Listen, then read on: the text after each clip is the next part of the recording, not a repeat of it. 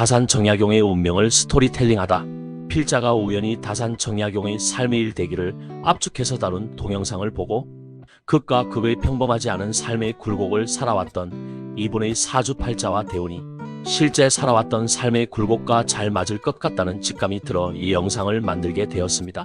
참고로 완벽한 사주명리학 이론은 어디에도 존재하지 않으니 각자의 공부에 필요한 만큼 참고하시기 바랍니다.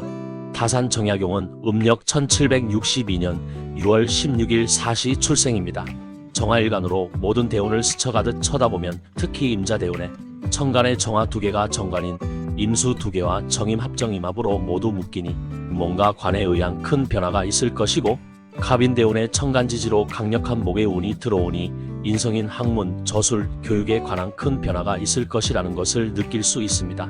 정약용은 조선 후기의 문신이자 유학자로 실학자의 대표격 인물로 해남의 최고 부자이며 양반인 고산 윤선도의 증손자인 윤두서의 손녀가 어머니이고 8대에 걸쳐 홍문관 벼슬을 지낸 명문가 집안의 후손이 아버지입니다. 이모화변이 일어나던 해인 1762년 8월 5일에 오남 3녀 중 넷째 아들로 태어납니다. 정약용은 어려서부터 비범한 재능을 보였습니다. 4살에 천자문을 떼고 7살에는 한시를 지어 주변 어른들을 놀라게 했습니다. 그는 말년에 쓴 묘지명에서 어려서부터 영특했고 그래도 뛰어났다고 밝히며 스스로 총명했던 시절을 숨김없이 기록했습니다. 이제부터 다산 정약용의 사주팔자에 나오는 대운의 흐름과 실제의 삶의 굴곡을 비교하면서 실제 얼마나 유의미한 결과가 나오는지 살펴보도록 하겠습니다. 대운의 흐름과 정약용의 나이별 행적의 정확한 비교를 위해서 다산학술문화재단 사이트에 나오는 다산일대기를 참고하였음을 밝힙니다. 경술 대운 20세에서 29세, 22세 성균관에 입학, 23세 중용강의를 정조에게 바쳐 정조의 주목을 받다. 이벽에게서 처음 천주교에 대해 전해 듣고 천주교에 기울기 시작. 24세의 이벽, 이승훈, 정약전, 정약용 등이 천주교 모임을 하다 발각되다. 26세 다산과 이승훈이 주도한 천주교 모임이 발각되다. 28세의 기윤현, 과거에 급제하고 정조가 개혁세력 양성을 위해 만든 초계문신에 발탁되다. 정조를 위해 한강에 놓을 배다리를 설계하다. 29세 한림 선발 과정에서 생긴 문제로 현 서상군인 해미현으로 잠시 유배가다. 사관원 정원과 사원부 지평에 임명되다. 경술대운 분석 1. 이 사주는 무제사주인데 경술대운은 천간으로 정제경금이 들어와 편인 을목과 을경합금이 되는 시기입니다. 천간에 월의 비견 정화가 있어 년의 정관 임수를 다투는 형국인데 을경합금이라는 가상의 재는 비견과 다투지 않습니다. 2. 술토상관이 들어와 임수 밑에 오화와 오술하국이 되어 일생에서 자신의 뿌리인 화의 기운이 가장 강한 시기가 됩니다. 이 시기에 정조는 정약용을 통해 실학의 가능성을 확인했고 정약용은 정조를 통해 자신의 사상계를 현실 정치 속에 구현할 수 있었습니다. 3. 특히 이 시기에는 술토라는 술의 천문이 들어오는 대운에 천주교와 강력하게 인연 맺은 것과 시의 을목과 을경합금을 하니 대운 후반부의 과거에 급제한 사실에 주목할 필요가 있습니다. 신의 대운 30세에서 39세, 31세 홍문관 수찬에 임명되다. 정조의 명령으로 수원화성을 설계하고 기중기 등을 고안하여 수원성 축조에 이용하다. 33세 부친상을 마치고 성균관에 복귀하다. 경기도 암행어사가 되어 민정을 살피다. 홍문관 부교리에 임명되다.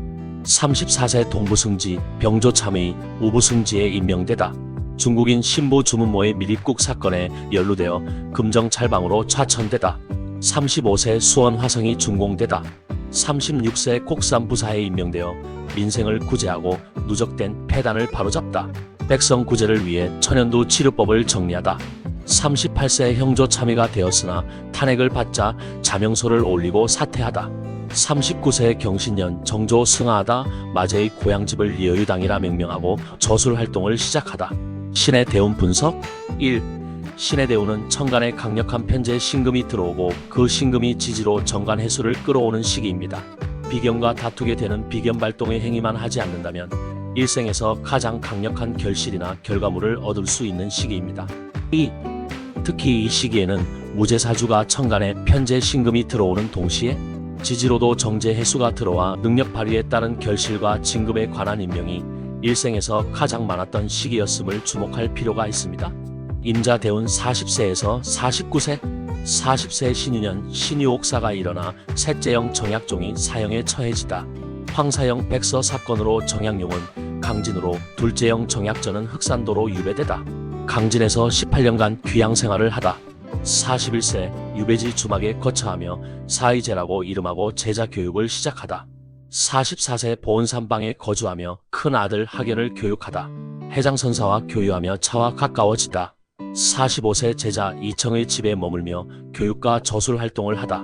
47세 다산초당에 정착하여 제자들과 협력하여 저술 활동을 하다. 임자 대운 분석 1. 임수 자수로 일생에서 유동, 이동으로 작용하는 수의 기운이 가장 강한 시기입니다. 그리고 천간의 모든 정화가 정관 임수로 인해 정임합으로 관에 묶이면서 지지로는 편간 자수로 인해 좌우충이 되는 시기입니다. 이럴 경우 관에 관한 변화나 문제가 일생에서 가장 클 수 있는 시기가 될 수 있으며 그로 인해 기존에 살던 곳을 떠날 수 있습니다. 2. 참고로 사주에 음의 일간 글자가 2개 있는데 2개 모두가 관과 합을 해서 묶여버리는 대운세운에는 대부분 길보다 흉이 많음을 참고하기 바랍니다. 3. 이 시기에는 정화 2개가 모두 정임한목이 됩니다. 이럴 경우 관에 의해 강력한 인성이자 목의 기운이 생기니 학문, 교육, 저술 등과 같이 인성이나 목에 관계된 삶을 살아갈 수 있습니다. 4. 특히 이 시기에는 임자대운의 첫 해인 신유년의 관제수로 인해 멀리 귀양을 가게 되고 그로 인해 일생에서 최초로 교육과 저술에 매진하게 되는 운명을 맞이하게 됨을 주목할 필요가 있습니다. 구독과 좋아요는 사랑입니다. 다산 정약용의 운명을 스토리텔링하다 2부. 개축대운 50세에서 59세, 57세 무인년 유배에서 풀려나 고향 집으로 돌아오다. 유배 기간 중에 무려 500여 권이 넘는 책을 집필하다. 개축대운 분석 1. 천간으로 새로운 편간 개수가 들어오는 시기로 정임과 정계로 짝이 맞는 형국이 됩니다. 이럴 경우 더 이상 년의 임수를 월의 정화와 다투지 않고 편간 개수를 위해 살아갈 수 있습니다. 여기서 년의 임수가 국가를 위한 명예라면 개수는 자신을 위한 명예라 해석할 수 있습니다. 2. 지지로 미축이 되어 일생에서 식신이 가장 강력한 시기가 됩니다. 당연히 일생에서 가장 자신의 기운을 여기저기 생해주거나 내어주며 살아가게 됩니다. 참고로 이전 임자대운은 자신을 위한 강력한 인성을 위해 살아갔다면 이번 개축대운은 타인을 위한 강력한 식신을 위해 살아갔다고 볼 수 있습니다. 3. 특히 이 시기에는 강력한 식신만큼 눈이 오나 비가 오나 이 다산초당에서 무려 18년 동안의 긴 유배 생활을 많은 제자들을 위해 교육하거나 책을 쓰며 학자로서의 삶을 살아간 것에 주목할 필요가 있습니다. 갑인 대운 60세에서 69세, 61세 회갑년을 맞아 자신의 생애와 학문 세계를 총괄하여 서술한 차참 묘지명을 짓다. 69세 세자인 익종이 위독하자 다산을 불러 진찰하게 하다. 갑인 대운 분석 1. 이 시기는 일생에서 천간지지로 인성인 목의 기운이 가장 강력한 시기입니다. 여기서 간목은 큰 나무로 큰 학문, 큰 교육, 큰 저술로 해석할 수 있습니다. 참고로 이번 갑인대운부터는 자신 이유배지에서 저술한 책들을 정리하고 통합하여 세상에 널리 소개되고 알려지는 시기로 추정할 수 있습니다. 2. 특히 이 시기에는 이전과 다르게 모든 학문 세계를 총괄하여 서술하며 살았다는 것에 주목할 필요가 있습니다. 을묘 대운 70세 이후도 천간지지로 목이 들어오니 계속해서 교육과 저술 활동에 힘쓰며 여생을 보냈으리라 봅니다. 75세 병신년 60주년 결혼기념일인 회운일에 병으로 세상을 떠나다 고향집 뒷동산에 안장되다. 1882년 다산의 저술이 전부 필사되어 내각에 수장되다. 1910년 조정에서 문도공이라는 시호를 내리다.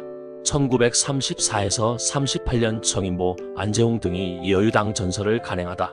2012년 다산 탄신 250주년을 맞아 유네스코에서 2012년의 기념인물로 지정하다. 다산 탄신 250주년 기념 정본 여유당 전설을 발간하다. 맺은 말 1. 다산 정약용은 우리 역사상 가장 광범한 영역에 걸쳐 가장 방대한 저술을 남겼습니다. 저술의 범위는 문학, 철학, 정치, 경제, 역사, 지리, 과학, 의학 등에 걸쳐 있고 그 양은 500권이 훨씬 넘는다고 합니다.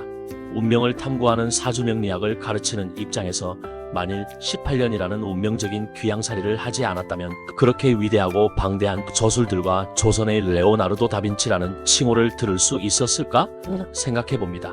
2. 요즘 시대에 어울리는 다산 정약용의 명언 하나를 끝으로 이번 영상을 마칩니다. 나를 싫어하는 사람들까지도 모두 감탄하게 만들고 나서야 세상 일을 하려 한다면 평생 아무것도 못할 것이다. 구독과 좋아요는 사랑입니다.